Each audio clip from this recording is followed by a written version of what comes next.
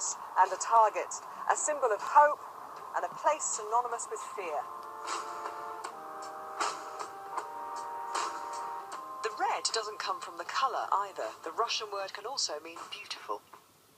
After the first recorded mention of the city in 1147, Moscow suffered tremendously early on.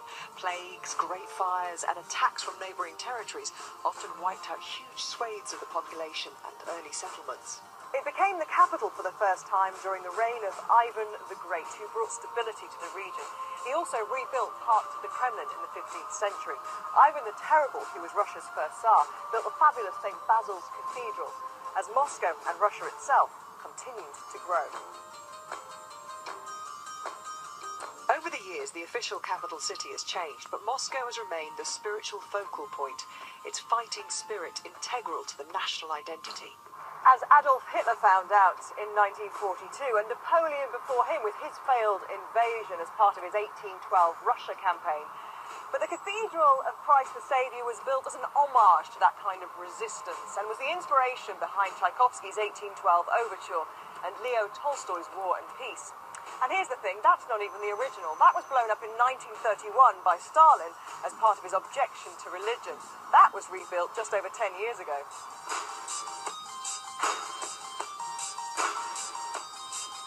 Both Tchaikovsky and Tolstoy spent lots of time here hinting at the cultural impact Moscow had globally. Indeed, Chekhov wrote the majority of his plays to be performed here at the unassuming Moscow Arts Theatre. Moscow is also synonymous with ballet and is home to the Bolshoi Theatre. Its image adorns the 100-ruble note. The Moscow Metro dates back to the Russian Empire, but it wasn't until 1935 that the first journey was made, thanks to some help from the brains behind the London Underground.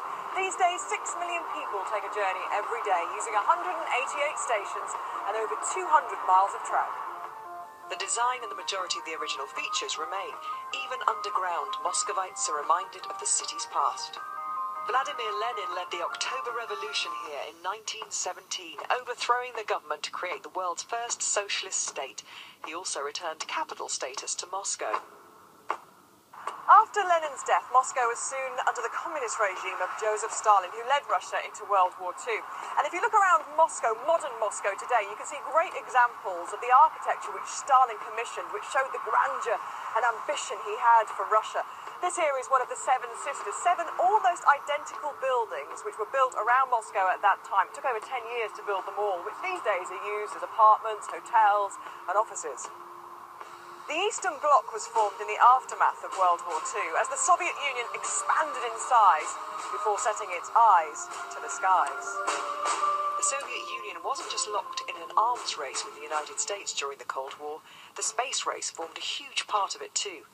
Yuri Gagarin was officially the first human up there. His exploits and those of all Russian cosmonauts proudly remembered to this day at this museum on the outskirts of town.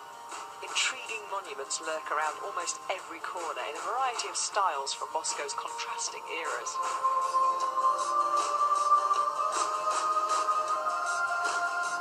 One of the more unusual is this statue here of Peter the Great. Only it's not supposed to be here, nor is it supposed to be Peter the Great. The story goes it was originally commissioned as Columbus and lent as a gift to the United States of America. Well, the Americans declined to put the bill to transport it there, so very quickly Columbus was beheaded and Peter the Great installed. And if you look closely, you can see an unusual necklace which hides the damage. In 1991, the end of the USSR was signalled when Boris Yeltsin stood on top of a tank in front of the White House and stopped an attempted coup by the communists on the streets of Moscow. Tanks have been stationed at Red Square, but with the coup now thwarted, it left the way for Yeltsin to become the first president of the all-new Russian Federation. Which brings us up to the present day and back here to the Luzhniki Stadium complex. This was, of course, the site of the boycotted 1980 Olympics, and memories of those games linger on in the arenas that remain.